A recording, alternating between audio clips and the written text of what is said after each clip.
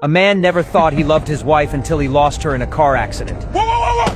His father-in-law broke the devastating news of his wife's death, but not a trace of sorrow crossed his face. He calmly wiped the glaring bloodstains from his shoes, then calmly stared at the hospital bed where his wife was being resuscitated. He even bought a pack of chocolate candies from the vending machine as if nothing had happened, but the candies got stuck in the slot, disappointing him. He didn't get angry. Instead, he stared blankly at the machine with hollow eyes. After thinking for a moment, he slowly took down the contact information for customer service. On the day of his wife's funeral, the solemn venue was filled with mournful music, and friends and relatives were all weeping. But Davis felt it was all too dramatic and artificial, because deep down he felt no emotional stirring whatsoever. He tried hard to blend into the sorrowful atmosphere, to feel that piercing pain of losing a loved one, but he simply couldn't feel any emotion. Even the plaintive music became grating and annoying to his ears. To match the surrounding grief, he tried standing in front of a mirror, attempting to squeeze out a few tears from his dry eyes. But despite his best efforts, he couldn't force out a single tear. This absurd behavior even drew laughter from children. The laughter jolted Davis awake. Perhaps he truly had never deeply loved his wife, and this funeral was nothing more than an incredibly boring farce to him. Just as he felt completely at a loss, his thoughts inappropriately drifted to that vending machine in the hospital. So he decided to write a letter to the vending machine company, even though this action seemed so abrupt and inappropriate at the moment. To the vending machine company, I'm writing about a terrible purchasing experience involving vending machine #65 in the hospital lobby. I put in $5, and a pack of chocolate candies should have dropped out, but unfortunately they didn't. I'm not trying to say that my wife died 10 minutes ago, nor am I looking to cause trouble or gain sympathy. I just want to explain the situation clearly so we can resolve the problem. What he thought would be a simple complaint turned into pages and pages of irrelevant, trivial details. What flowed from his pen wasn't just an explanation of the vending machine malfunction, but rather every detail of his relationship with his wife, from their first meeting to walking down the aisle. These memories, seemingly unrelated to the complaint, quietly filled the entire page like a gentle stream. Even stranger was that the day after the funeral, Davis went to work as usual. He casually instructed his assistant to mail out the letter. His colleagues gave him puzzled looks. By all rights, he should be taking time off. But Davis didn't. He even seemed more energetic at work than usual. It wasn't until his secretary carefully entered his office and gently suggested he needed rest that Davis looked up from his work, showing slight confusion. He didn't understand why everyone around him kept emphasizing the importance of rest. What puzzled him even more was why these bystanders seemed far more grief-stricken than he was. Even his usually stern father-in-law would break down in tears in front of him. And his own father, under the pretense of helping water the plants, would offer comfort, his words conveying that Davis shouldn't be too heartbroken. But all this concern and consolation seemed like an absurd farce to him, because he simply couldn't understand why they would be so sad. However, some inexplicable strange things began happening to Davis. On the train, when chatting with fellow passengers about work routines, he would somehow steer the conversation to his deceased wife without realizing it. I didn't love my wife. I know it's sad to say, but now that she's gone, I don't even feel sad or pain or hurt. Well, what do you feel? Perhaps this touched a nerve deep within Davis. He suddenly pulled the emergency brake. The police seriously questioned Davis about why he impulsively pulled the emergency brake. His answer seemed scattered and incoherent. Just when the officer felt helpless dealing with this absurd situation, an investigating clerk stepped forward and quietly informed the officer that Davis had just lost his beloved wife. The officer immediately understood that behind Davis's seemingly abnormal behavior was the enormous grief he was about to bear. Fortunately, this emergency incident caused no casualties. Davis was released with a verbal warning, but in the vast house he was utterly alone. He casually glanced at the conch shell on the table, his wife's favorite decoration during her lifetime, but now it only seemed like an eyesore to him. It could no longer stir any feelings within him. When he opened the refrigerator, he found his wife's note asking him to repair it, but now he chose to ignore it completely, having no heart to deal with it. Surprisingly, this inner numbness gave him an unusual clarity, making him unconsciously notice tiny details he had never paid attention to before. He would notice his wife's hair still tangled in the brush, pay attention to squirrels playing on the lawn. Even a fallen tree by the roadside attracted his gaze like a magnet, making Davis stop involuntarily. This new feeling made him think he was an invincible Superman, filled with strength and confidence. So he immediately decided to fix the refrigerator to prove his capability. But what did he know about repairs? The refrigerator that was only slightly leaking was pushed over after his failed attempts. The intact appliance ended up in pieces under his clumsy handling. Staring at the chaos and mess before him, he felt an inexplicable sense of comfort and exhilaration, as if long-suppressed restraints had been completely released. That unprecedented comfortable feeling flowed into his heart like a spring breeze, making him genuinely fall in love with the sensation of breaking things apart. So he dismantled his office computer, tore down the squeaking bathroom door, and even his wife's beloved coffee machine didn't escape destruction. But these minor acts of destruction and noise seemed unable to satisfy the mysterious impulse in Davis's heart. He had another strange idea. The next day, he drove his luxury car to a demolition site. He begged the foreman to give him a satisfying job, even pulling out a wad of cash as payment for hiring him. Davis hoped to exchange his humble posture for that momentary satisfaction. His heart seemed driven by an invisible force, yearning to find that long-lost thrill in destruction and reconstruction. But was what he sought the satisfaction of work, or some indescribable desire and release deep within his heart? Seeing him laboriously tapping with a small hammer, a worker casually handed him a heavier sledgehammer. This sledgehammer seemed infused with magic, instantly igniting his inner passion and drive, making him more energetic than ever before. The workers looked on, thinking this guy had gone completely crazy, but only he could deeply feel that exhilarating rush. Each swing of the sledgehammer felt like he was venting his inner suppression and dissatisfaction, as if only through destruction could he experience life's intensity. But during the busy work, a nail accidentally pierced through his foot, yet he felt no pain whatsoever. The moment the nail was pulled out, he gasped sharply, but what came out of his mouth was, "That felt great."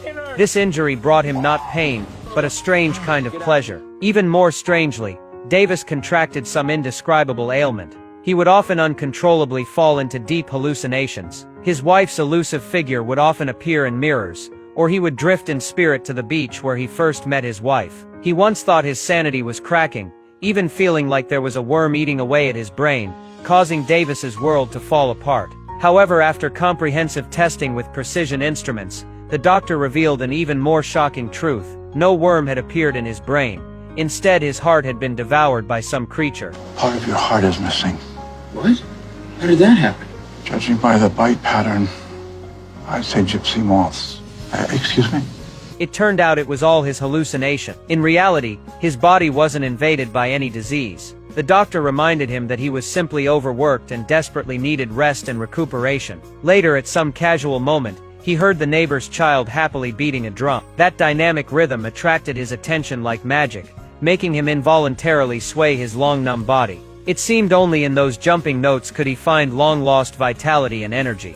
That stirring music flowed into his heart like sweet spring water, making him intoxicated and unable to stop. Only he himself hadn't noticed that even though he had never felt sadness, he had unknowingly lost the ability to find happiness. However, this brief excitement instantly awakened the passion deep within his heart, so he completely fell in love with dancing to rock music, in crowded subway stations, on bustling noisy streets, among busy traffic on roads, in routine dust-filled construction sites, beside zigzagging curved railings, or on the regularly arranged pillars in front of his company. He danced everywhere, moving the soul he had worked so hard to reclaim. He didn't care at all about others' strange looks or whispered conversations, as if the entire world had been conquered by his dancing. Friends noticed his odd behavior, and came to ask with concern, but his answer was always the same: "I'm fine." However, happiness is always fleeting, like a flash in the pan. Soon Davis realized that the music that once intoxicated him could no longer stir his heart.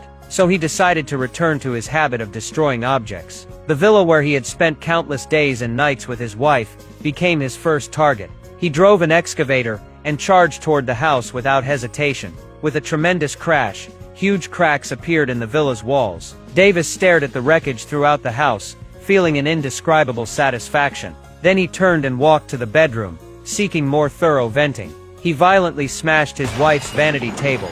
Each impact gave him unprecedented stimulation and pleasure.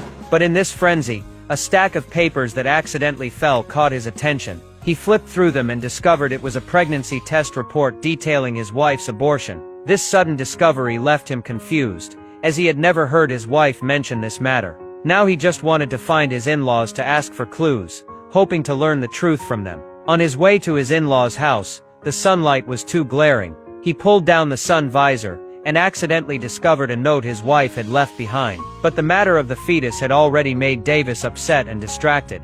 He had no mood to look at that piece of paper. When he hurriedly arrived, he happened to encounter his wife's memorial service. However, being anxious and restless, he no longer cared about respecting his in-laws' feelings. In front of everyone, he directly asked them about his doubts. Did she tell you she was pregnant? Last year.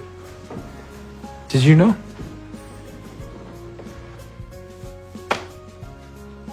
Why didn't you tell me? As Davis was about to leave, his mother-in-law caught up with him and told him the truth. She explained, "It wasn't your child. My daughter had already fallen in love with someone else." Davis just listened quietly, his face still showing no emotion. But what he didn't know was that this was just a lie his mother-in-law had woven to comfort him. In her view, attributing the affair to her daughter's own infidelity might give Davis some consolation from his grief over losing his wife. But this lie was like a double-edged sword.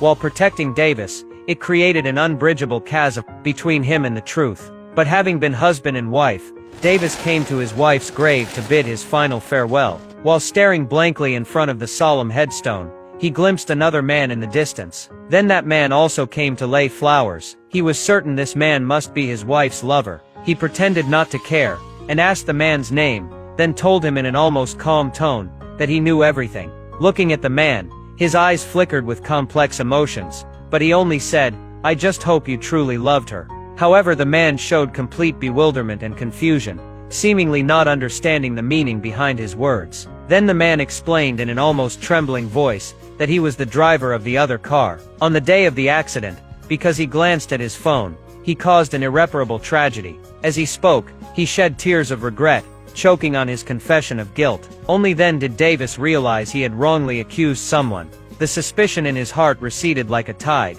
replaced by an indescribable sympathy. Regardless, this tragedy could never be undone. An ineffable comfort gently touched between two broken hearts. When he returned to his car, that carelessly discarded note accidentally caught his eye. He bent down to pick it up and saw the delicate handwriting. "If it's raining, you won't see me. If it's sunny, you'll think of me." Davis's heartstrings were suddenly gently plucked by these words, and an inexplicable emotion surged up. His mind began to recall neglected details from their life together, remembering how notes were everywhere in their daily life. Those beautiful memories seemed to reappear as if they were yesterday. He also remembered the moments of laughter and conversation with his wife before the accident, that moment of joy and happiness still seeming to echo in his ears. When the rain of memory swept across the river of time, his numb emotions finally reached their breaking point. He suddenly burst into laughter, bitter laughter tinged with desolation. What followed was a flood of memory fragments about his wife, like surging tides. Those past moments of warmth and laughter, arguments and reconciliations, now all transformed into complex emotions, pouring out tangled in his tears. Longing, guilt, regret and other painful emotions intertwined in his heart. That melancholy gradually bound his body and mind, like invisible shackles, causing him to fall into an endless abyss. If the perception of love flows like a gentle stream, then the arrival of sorrow will also be slow and profound. When delayed pain strikes as fiercely as a violent storm, that deep wordless love reveals itself to be so resilient and intense. The moment a loved one departs usually doesn't make people feel sad. What truly causes heart-wrenching grief are those seemingly insignificant details in daily life. Opening the refrigerator to find half a carton of milk still carrying your loved one's warmth. The potted plants on the windowsill still swaying gently in the breeze, but no longer tended by familiar hands. The comforter quietly laid out on the bed that can no longer embrace that familiar warm body. These ordinary scenes are like sharp knives piercing deep into your heart, causing unbearable pain. What hurts us most is when the storm in our hearts gradually subsides. We're suddenly invaded by those fragmented memories related to them. That's the slow torture that completely tears me apart. That pain cannot be described in words, nor can it find any outlet for release. It's deep and lingering, like the darkness of eternal night. I try to struggle, try to find a glimmer of light, but those memories entangle like nightmares. I finally understand that pain with no outlet is true pain. A life powerless to change is a broken life. I once thought your departure was just a downpour in my life, that after brief sorrow, there would always be moments of sunshine. But I never expected this rain to become a lifetime of dampness. It quietly seeps into every corner of my being, making me feel the cold and desolation of your absence in every unguarded moment.